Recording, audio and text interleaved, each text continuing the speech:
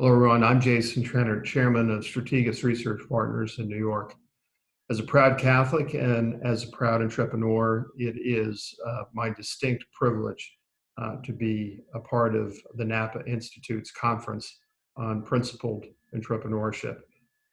I started this great adventure with my partners 14 years ago. There were 5 of us around a conference table. And mercifully, today we have over 50 people with offices in New York and Washington, D.C.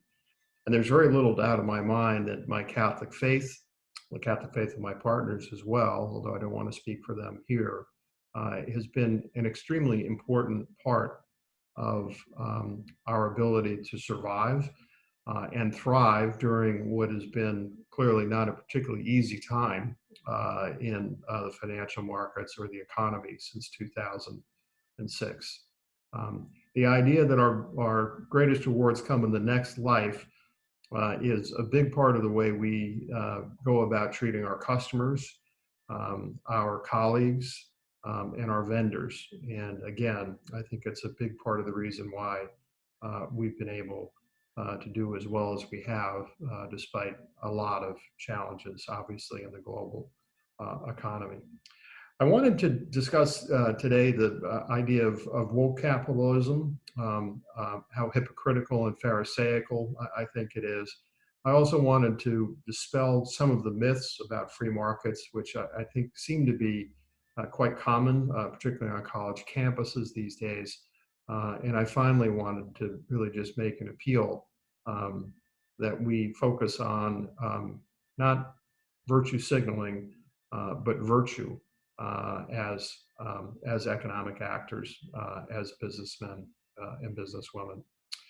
One of the things that I think I find most disturbing about the idea of woke capitalism is that you're already negotiating against yourself in a way. There's some sort of inherent understanding by using the word woke capitalism that there's something wrong with free markets themselves, that there's something wrong with having free peoples make their own independent decisions about the ways they can use their own money.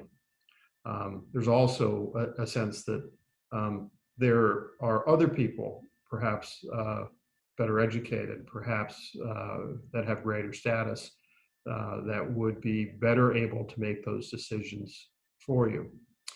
Clearly, there are people in society for whom decisions must be made, but for most of us, the vast majority of us, thank goodness, I think we're perfectly capable of making our own decisions and deciding what's in our best interests.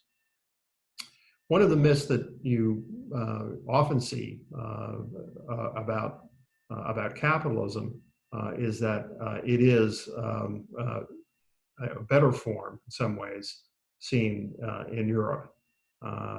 One of the things you'll hear quite a bit about these days, so certainly on the political trail, is the idea of income inequality. And one of the charts I'm going to show you here takes a look at something we economists call the Gini coefficient and per capita income. And one of the things you'll find when you look at this table long enough is that the unfortunate part about income inequality is that the standard of living tends to be lower. So the countries that have more quote unquote equality also tend to be a bit poorer. And that goes for countries like Sweden and Germany, countries that are often held up to be paragons of virtue. You can see that it is true that perhaps you'll be at the same level, more likely to be at the same level in terms of income as your fellow countrymen, but you'll also be poorer. And from an Aristotelian sense, virtue is largely that which provides the most good to the most people. And in that regard, I'm not really quite so sure that this idea of a more enlightened view of capitalism, in which elites tend to make more decisions for average people, is ultimately particularly helpful or particularly beneficial to the average person. The second myth that you'll see quite a bit is the idea that capitalism is in some way selfish, or that it's extremely short-term oriented. And I think there is a sense clearly that there are unscrupulous businessmen and unscrupulous businesswomen that will focus on short-term profits. There are also unscrupulous politicians and social engineers that will focus on their own careers to the exclusion of other people. But businessmen and women that focus on the long term, that want to have a business that lasts, understand very well this quote I show here from Steve Forbes, that the true essence of capitalism is in serving and meeting the needs of other people. We come into work every day, and it can sometimes feel like a knife fight in a phone booth. There's a lot of competition. There are many companies that and competitors that want to take our business away from us. And the only way we can make sure that we continue to thrive is by providing the best service possible. And also by treating our employees in such a way so that they don't move other companies to our competitors. And so I really take issue with this idea that capitalism is in some ways selfish. I will say, and I'll mention this in a minute, crony capitalism is a perversion of capitalism that is revolting. And of course, everyone loves free markets until they become a monopolist, and then they don't tend to like free markets as much. But for the small businessman and the small businesswoman, capitalism is anything but selfish. One of the things I'm most proud of about our company, and something I would suggest that any entrepreneur do before they get started on their new business, is to really think about the principles, the guiding principles that they're going to use as they manage the company. It becomes almost a constitution of sorts. And it helps out a lot because there are a lot of things that come your way, a lot of decisions that you never thought you'd have to make. And having a basis upon which to think about the way you're building the business becomes very, very important and can save you a lot of time. We have management principles. We have research principles, the way we do research. But the very first thing we started with was our motto. And our motto was Bonitas Probitas Fides, which is translated into Latin loosely as class, in terms of the way we treat other people, integrity, and faith. And it really is at the heart of all that we do here. It's what we strive to achieve. Sometimes we come up short. We're certainly no perfect company. There is no perfect company because it's made up of human beings who are imperfect. But this is an important part of who we are, and it's an important part of why I believe we have lasted as long as we have. The third myth, which maybe goes back to the first one, is that somehow perhaps the rough edges of free markets and capitalism can be rounded off by larger government, by greater government oversight. And I would argue that one of the great myths of big government is that it's bad for business.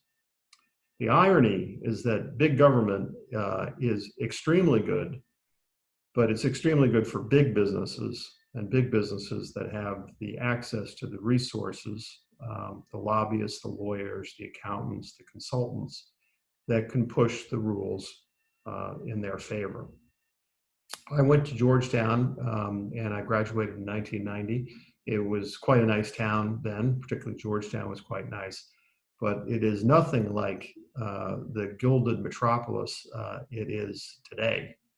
And it's a gilded metropolis largely today, in my opinion, because many companies have figured out that lobbying is an important management skill.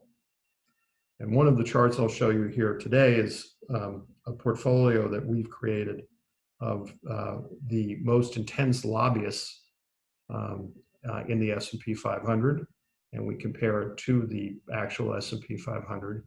And what you find is that lobbying is indeed a management skill. The companies that are the most intense lobbyists tend to outperform the companies that are not. And that's either to avoid something bad happening to them, a piece of legislation that might hurt their business, or perhaps to get something good to come their way, like a contract. And of course, this is a perversion of capitalism. Certainly, lobbying is a form of free speech, but by the same token, ultimately, free markets are the best ways to allocate scarce resources. And the more large government gets in the way, it seems to me that the weaker the results tend to be. And so there's nothing that's going to change this in the short term, unfortunately. But I do think it's very important to remember that there has to be a proper balance between the size of government and what you can expect businesses to do. Finally, I wanted to talk a little bit about, as I said before, the Pharisaical nature of some of the discussions about the responsibilities of companies today. And I think anyone that has any sort of social sense understands that there's an irony in the fact that some of the industries that really, I would argue, would be least able with a straight face to talk about their virtue seem to be leading the band as far as their virtue signaling. And again, we're all imperfect people. We're all part of the same hypocrisy. But when I look at certain industries like Hollywood, like pro sports, like Wall Street, you can see that in some ways one wonders whether the virtue signaling is really just a payoff for bad behavior.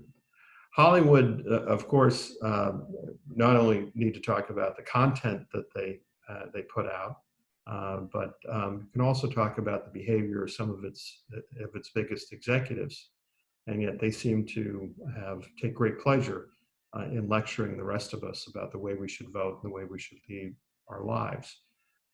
Pro sports is another area in which you tend to see athletes, very highly paid athletes that have very strong opinions on social inequities and racial inequities in this country, which are clearly there and need addressing, that wind up being strangely silent about those inequities in very large external markets for themselves, like China. Wall Street itself, some of the greatest philanthropists I know, there are many great philanthropists on Wall Street. Some of them I know are truly great philanthropists who are doing these things for the right reasons. There are others, unfortunately, I know that are not. So all of these things are things that it seems to me would be better addressed by realizing that the best social programs one can have is some sort of support for a nuclear family and some sort of support for hard work and a job. Philanthropy obviously is an important part of anyone's life, especially to whom much has been given, much is expected, certainly, but it should not be used, in my opinion, as a fig leaf for bad behavior. I also tend to think that is quite transparent and will lead to weaker and more suboptimal outcomes for businesses. People realize that Nike, who has taken up the charge in a lot of these social issues, feels no compunction whatsoever in having children make its shoes. And that is not lost on a lot of people. And it's not to say that a lot of people won't buy their shoes, but they're also in the process alienating a fair amount of people as well. And so time will tell whether woke capitalism is really a sustainable approach to getting new clients. My own opinion is that doing the right thing every day, day in and day out, without fanfare, without public relations, is probably the greatest way of getting and achieving long-term business success. That is my talk today. I hope this was of some use to you. If you have any questions, I would be happy to answer them via email. Thank you again to the Napa Institute for this opportunity.